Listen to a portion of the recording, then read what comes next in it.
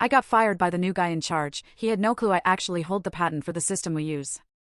I'm not wasting another dollar on an unqualified employee, he said. I just smiled and replied, good luck. He had no idea how fun Monday was about to get.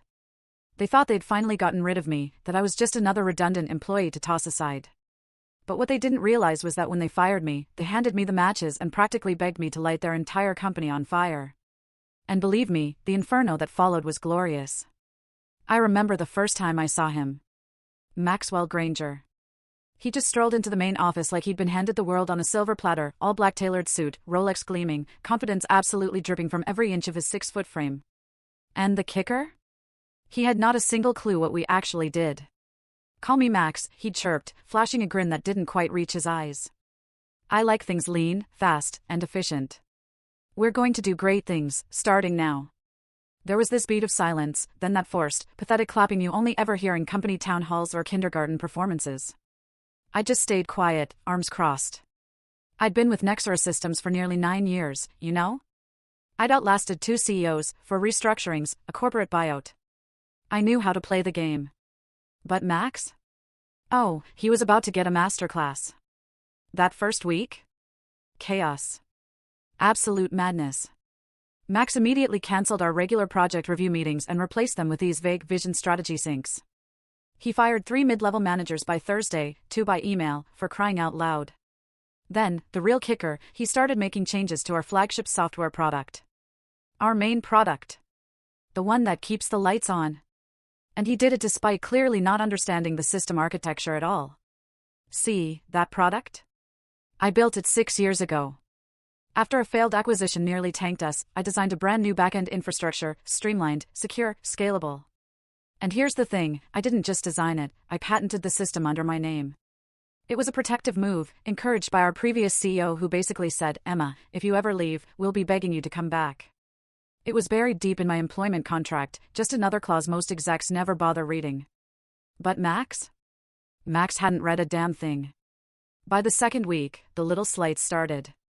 He'd call me tech lead instead of my actual title, Director of Systems Architecture. Small insult, sure, but telling. He'd avoid eye contact in meetings, interrupt me mid-sentence, and then praise junior staff for ideas I'd literally just presented. Classic power play, demean, discredit, dismiss. I kept my cool. I always do. But I started documenting everything. Every little slight, every ignored email, every time he undermined me. Then came Friday morning. Max strolled into my office, leaned against the doorframe like he was starring in some awful corporate drama, and said, Emma, can we talk? I gestured to the chair across from me. He didn't sit. I'm going to be blunt, he said, in that tone men use when they think honesty is a favor. You've been here a long time, maybe too long. Things are changing, and we need people who move at a different pace. I just raised an eyebrow. Meaning? I asked. Meaning, I'm letting you go. Effective immediately. We've decided your position is redundant. You'll get a severance package, of course. HR has the paperwork. It was so rehearsed, so smug. I almost laughed. Instead, I leaned back in my chair and looked at him. Really looked at him. He had no idea. No idea what I owned. No idea what that one line in my contract meant. No idea that without me, without my explicit written consent, the company couldn't legally continue using the system running 82% of its operations. But I didn't say any of that. I just smiled. A calm, polite, deliberate smile. Understood, I said, standing to shake his hand. He didn't take it. Just nodded and turned away, like he was already done with me. As he walked out, he threw one last comment over his shoulder, I'm not about to spend a dime on an incompetent employee who peaked 5 years ago. My smile didn't falter. Good luck, Max. He paused at the door, probably confused by how calm I was. Then he left. I packed my things slowly, methodically. A few personal items, a plant I'd somehow kept alive for 5 years, a USB stick with nothing on it but photos from the last team offsite. As I walked through the open plan office, a few heads turned. Some people looked away, embarrassed. Others gave me small, sympathetic nods. No one said anything. That's how fear spreads in places like this, quietly. By the time I got to my car, my hands were trembling. Not from sadness, from adrenaline. I wasn't angry. Not yet. I was curious. How long until they realized what they'd done? I knew the answer: Monday. The weekend passed like a slow-brewing storm, quiet, heavy, and laced with static. I didn't tell anyone I'd been fired. Not my sister, who always said I worked too hard. Not my best friend, who would have shown up with red wine and a 5-point revenge plan. And definitely not my ex-husband, who had once called me too intense and married to your work. I needed silence, space, perspective. Friday night, I went for a long walk around the city, past the quiet cafes and closed bookstores, letting the cold night air numb the sting of betrayal. I wasn't mourning the job, I was mourning the insult, the ignorance, the idea that someone who had never written a line of code could walk in, strip away years of sweat and sacrifice, and call it redundant. By Saturday morning, I was ready to work. I pulled out the contract from my personal files. It was all there, in black and white, the patent listed under my name, the clause reviewed and notarized, a carefully worded section that gave me full rights over the architectural system I had built. Nexera had a licensing agreement for its use, one that required my explicit participation for renewal, updates, or scaling. And that agreement? It was due for renewal Monday. I let out a small laugh, not because it was funny, but because the timing was poetic. By 3 p.m., I'd sent an email to Nexera's legal department. Not from my old company account, which had already been deactivated, but from my personal address. The subject line was simple: Notice of Intellectual Property Usage Expiration, immediate attention required. I kept it factual, calm, no drama. Just a reminder that, per our licensing agreement, the company's right to use the system would expire at midnight Sunday unless renegotiated directly with me, the patent holder. Failure to comply would constitute a breach of IP law, and continued use beyond that point would trigger legal consequences. I signed it formally, professionally: Emma Langford, inventor, Nexera Backend Architecture version 2.3, patent number US 9344791B. I CC'd their legal counsel, our old CTO, and yes, Max. Then I closed my laptop and went for a run. For miles through foggy side streets, dodging tourists and street vendors, feeling the tension bleed from my body. By Sunday afternoon, my phone had started to light up. 2 missed calls from a number I didn't recognize. 1 voicemail from HR: Emma, we're hoping to clarify something regarding your separation agreement. Another from legal: please contact us at your earliest convenience to discuss terms of your prior agreement with the company. And finally, late that night, an email from Max himself. Subject: urgent contract misunderstanding. The panic was palpable. Emma, I believe there's been a miscommunication. I'd like to speak with you directly to clear the air and resolve this situation before business resumes Monday. Please call me ASAP, Max. There it was. The panic. I didn't respond.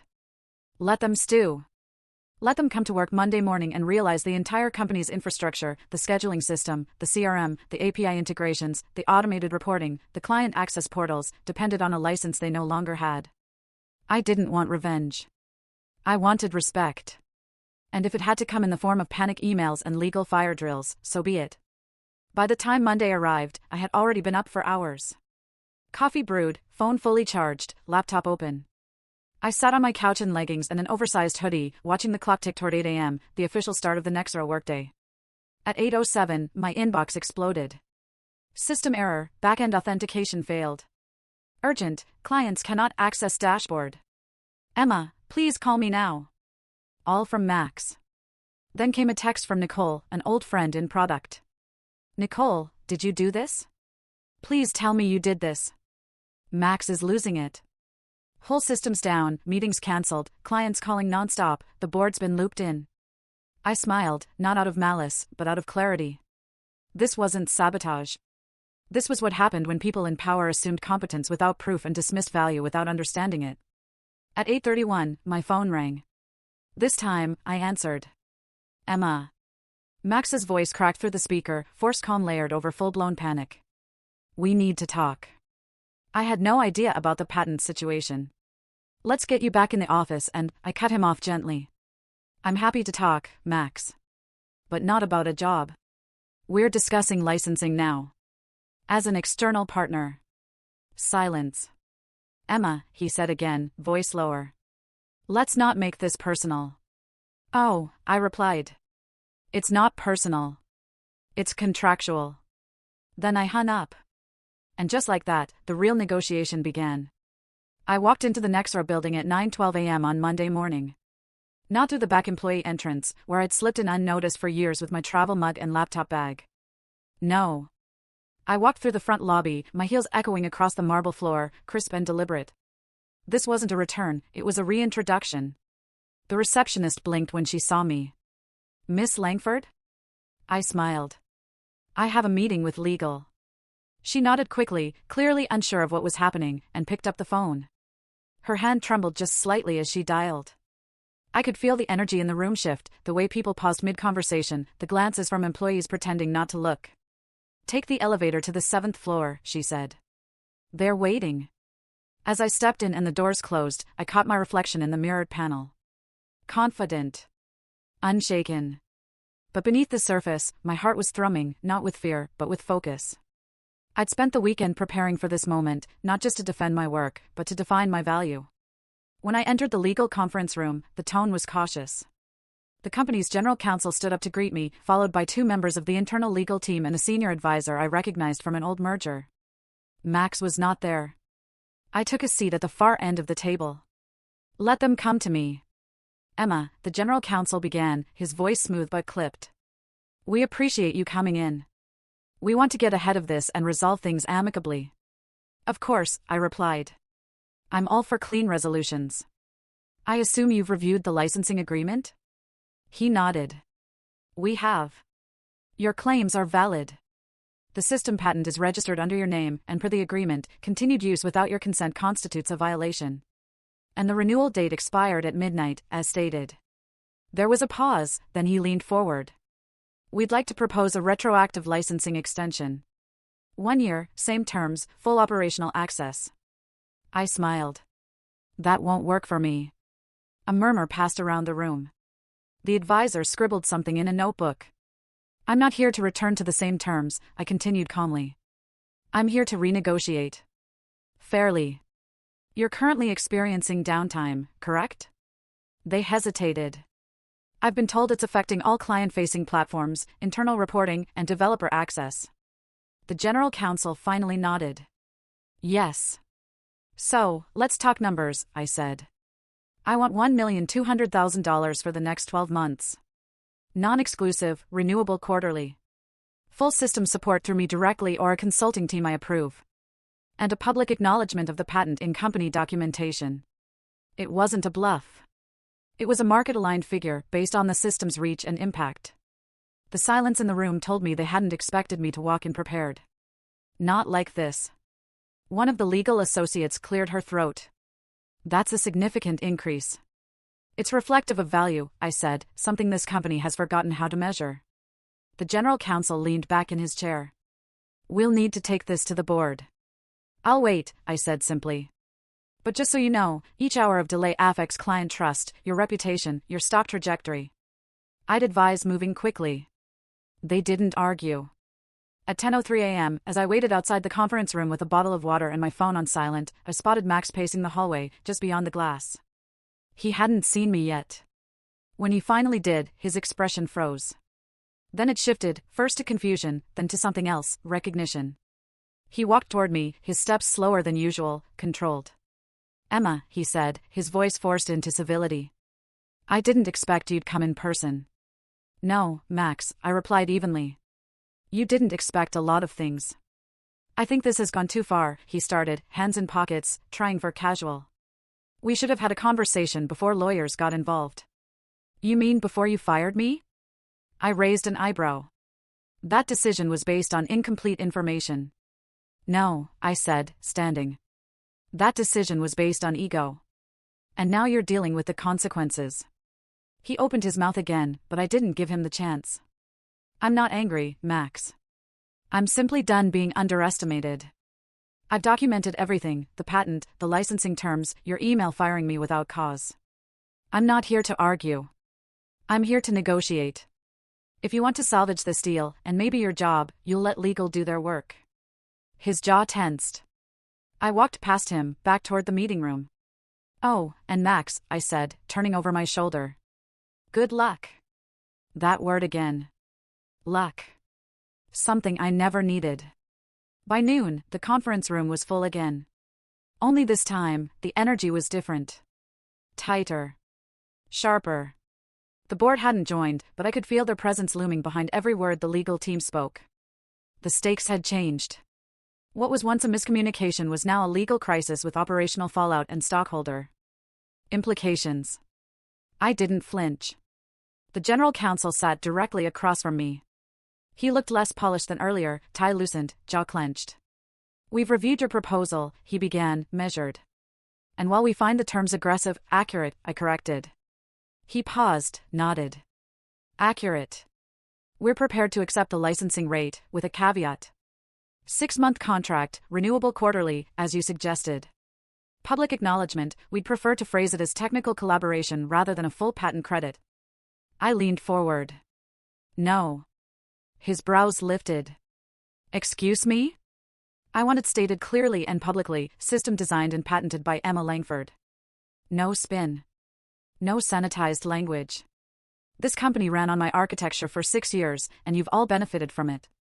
I'm not walking away nameless so Max can save face. The room stilled. The associate to the left glanced at her notes but didn't speak. The advisor scribbled something again. The general counsel adjusted his glasses. "We'll take that to the board." "Do that," I stood, gathering my folder.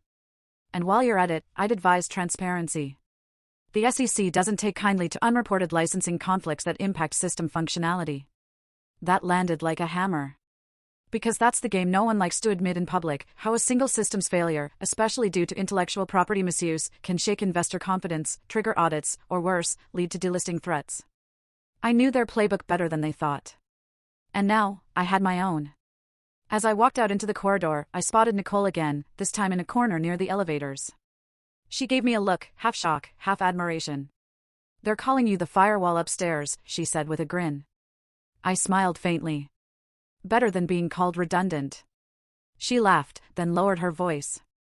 "People are talking, Emma. Max is in full spin mode, telling the board it was all a misunderstanding, claiming you never disclosed the licensing expiration." "That's a lie," I said calmly. "But let him talk. Truth doesn't need volume." Nicole leaned closer. "Everyone saw the memo you sent to legal before the deadline. There's paper everywhere. The interns are whispering about it like it's Watergate." I didn't reply right away. My mind was already moving ahead to the second wave. Because reclaiming control wasn't enough. I wanted accountability. The next morning, I sent a follow-up email. Not to legal. Not to Max. But directly to the board chair, using the address I'd quietly kept from an old initiative we'd collaborated on years ago. The subject line was short: System licensing, public statement, and leadership conduct. I was respectful, concise, factual. I outlined the scope of the patent and its operational necessity, the termination and licensing conflict timeline, Max's decision to fire a key systems architect without reviewing internal IP obligations, and the false narrative he was now pushing. I closed with a simple question: if this is how he handles internal resources, how do you expect him to manage external partners, vendors, or regulators? By that afternoon, the response came. Not from the chair, but from a senior board liaison. "Emma, thank you for your clarity and professionalism. Please know that we take this seriously. We'll be reviewing the matter internally with all documentation you've provided. In the meantime, we support the licensing arrangement and expect it to be finalized within 48 hours under the terms you've proposed. We regret that the company's leadership did not recognize your contribution sooner." I stared at the message for a moment, then leaned back in my chair. It wasn't a public apology, but it was a shift. Not just in the narrative, but in the power dynamic. Later that night, I got a message from Nicole again. "Nicole, Max is freaking out. The board's meeting early tomorrow. His assistant said he's been calling in favors, trying to control the story." I typed back slowly. "Me, let him try. I've got the truth, and a paper trail longer than his resume." The next day would be more than a license deal. It would be a reckoning. The board met at 9 a.m. sharp on Wednesday morning. By 9:23, I was looped in. Not by Max. Not by legal. But by the board chair himself. The email was brief, but the tone was clear: "Please join us for a closed session at 11 o'clock. Your insight will be valuable to the ongoing discussion." That word again, valuable. 2 weeks ago, I was incompetent. Now, I was valuable. The irony would have been funny if it weren't so revealing. At 10:55 a.m., I entered the executive boardroom on the top floor of the Nexra building. A room I'd only stepped into once before, years ago, when presenting a system upgrade roadmap with the previous CEO. Back then, I stood in the corner, unnoticed. Today, I walked straight to the chair reserved for me, no hesitation. Max was already seated on the opposite side, arms crossed, phone face down on the table like a prop he wasn't allowed to touch. His tie was perfect, his smile rehearsed. But the worry in his eyes? That wasn't staged. The board chair opened the session with formalities, then turned to me. Emma, thank you for joining. We've reviewed the licensing terms and your documentation. We'd like to hear your perspective briefly before we deliberate. I nodded. Of course. I stood, unfolded my notes, but didn't read from them. Instead, I looked each board member in the eye and said, leadership is not about control. It's about clarity. About knowing the systems that power your company, technical or human. When a new executive enters a system they don't understand, they have two choices, listen or bulldoze. Max chose the latter. Max shifted in his seat but didn't interrupt. He called me incompetent, fired me without a review, then ignored the legal implications of the infrastructure he relied on to keep the company running. What's worse, he only started listening after a failure. After the servers went dark and clients started calling. I let that sit. Everything I did, every system I built, was designed to protect this company. But no system can protect you from arrogance. And if your CEO doesn't understand the architecture of your operations or the value of the people behind them, you're not just at risk legally. You're at risk fundamentally. Silence. Then one board member leaned forward. What would you do if you were in his seat? I smiled, just slightly. I wouldn't be in his seat. I'd be beside someone who understands product, culture, and legal. I'd build a leadership model that values collaboration over control. And I wouldn't wait for a lawsuit to start respecting the people who keep this place standing. There was a pause. Then the chair cleared his throat. Thank you, Emma.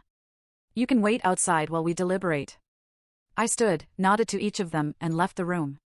10 minutes later, I heard raised voices through the wall. Not mine. Max's. He was unraveling, deflecting, blaming legal, the CTO, even HR. That was his last play, shift the blame until it evaporates. But this time, it didn't work. At 11:47 a.m., the board chair stepped out. Emma, we've concluded our session. We'd like to speak with you again privately. I followed him back inside. This time, Max was gone. The chair sat down and folded his hands on the table. Effective immediately, he said, Maxwell Granger has been placed on administrative leave pending formal review. We'll be issuing a revised statement to staff clarifying the situation and publicly recognizing your contribution to Nexra's infrastructure and recovery. He handed me a printed draft of the official message. I read the first line aloud. We acknowledge Emma Langford's leadership, innovation, and intellectual property as vital to Nexra's success. It hit me harder than I expected, not because I needed the recognition, but because I knew how many women in tech never got it. How would you like to proceed? The chair asked. I've already agreed to the licensing, I said. But I'd also like to offer consulting. Short term. No full-time return. I want autonomy. And I want to help you build protections so this never happens to anyone else. He nodded. Consider it done. I stood, and as I turned to leave, he added, Emma? You didn't just protect the system. You saved the company. I gave a soft nod. I know. As I walked out of the room, the weight that had clung to me for days began to lift. Not all at once, but in pieces, like armor I didn't need anymore. In the hallway, Nicole was waiting. He's gone, she whispered. I smiled. He's suspended for now. And you? I looked down the corridor toward the glass walls of the floor I used to work on. I'm just getting started. The internal announcement went live at 2:03 p.m. on Friday. Effective immediately, Maxwell Granger has been placed on administrative leave pending a full investigation into recent management decisions, including termination procedures and contractual oversight. Nexra Systems also formally acknowledges Emma Langford as the architect of our core infrastructure. Her patent and licensing terms are now part of our official operating agreement. We are grateful for her continued partnership and leadership through this transition. The message was simple, but inside the company, it hit like a thunderclap. By the time I left the building that day, the silence in the hallways had turned into cautious smiles, quick nods, murmured congrats from people who hadn't made eye contact with me in weeks. It wasn't vindication I was after. It was acknowledgement. And more than that, it was change. The following Monday, I met with legal again. This time, not as a crisis point, but to propose a new framework, a system that would safeguard internal innovations and protect employees from leadership malpractice. It included automatic IP contract reviews during leadership transitions, anonymous whistleblower reporting tied directly to board oversight, a mentorship program for junior engineers focused on ownership, credit, and boundary setting. I didn't want to just leave with a win, I wanted to leave something behind. Within a week, the consulting agreement was finalized. I would stay on for 90 days, helping stabilize the system post-panic and prepare the next lead architect to take over. My terms. My pace. People still asked me if I was coming back full-time. The answer was always no. Because even though I loved the work, the company had changed. And so had I. One afternoon, 2 weeks into my new role, I stood outside the building after a long meeting and noticed a group of interns walking by. One of them, a young woman with thick glasses and a nervous smile, paused when she saw me. "Are you Emma Langford?" she asked. I nodded. Her face lit up. "I just wanted to say thank you." "What you did? It's kind of legendary. We talk about it all the time in the Slack channels. You made it okay for people to speak up." I smiled, genuinely. "Then keep speaking up," I said. "Don't wait for permission." She nodded and jogged to catch up with her group, leaving me with a strange feeling. Not pride, exactly. Something deeper. Legacy. That weekend, I finally allowed myself to exhale. I took a train out of the city, switched off my phone, and watched the world blur past the window. For the first time in months, my mind wasn't looping strategy or contingency plans. Just silence. Peace. That night, I journaled for the first time since this all began. One line stood out: I was never asking for power. I was asking for recognition. And when they couldn't give me that, I made my own table instead of begging for a seat at theirs. In the weeks that followed, news trickled out. Max's leave became permanent. The official language cited irreconcilable leadership differences. There were whispers about other complaints, other terminations swept under the rug before mine. The company's culture began to shift, slowly but visibly. Exit interviews were being restructured. Internal training now included IP awareness, and for the first time, credit attribution was baked into engineering milestones. A few execs even tried to rewrite the story. "Emma was always part of the team," one said on a panel. "We've always valued her expertise." I didn't correct them. I didn't need to. The people who mattered knew the truth. So did the code. The architecture I built still held, and my name was finally where it belonged, on the system, in the credits, and in the story. Months later, I received a handwritten letter from the board chair. "Emma, you changed how we think about leadership, not by fighting, but by standing firm. Thank you for showing us what real authority looks like. David." I kept it in the same drawer where I'd once stored my severance papers, a reminder of where I'd started and where I refused to end. Today, I lead my own consulting firm. I work with companies who want more than flashy leadership, they want sustainable systems and empowered people. I choose my clients carefully. I set my own boundaries. And I never sign anything without reading the fine print. Because in the end, the story wasn't about revenge. It was about value, visibility, and the quiet, steady strength of someone who refused to disappear when the system tried to erase her. So, to anyone out there who's ever been underestimated, pushed aside, or labeled difficult for simply knowing their worth, here's my advice. You don't need to shout to make an impact. You just need to know who you are and never hand that power over to someone who doesn't. Because when they fire you, thinking they've silenced you, all they've really done is light the match.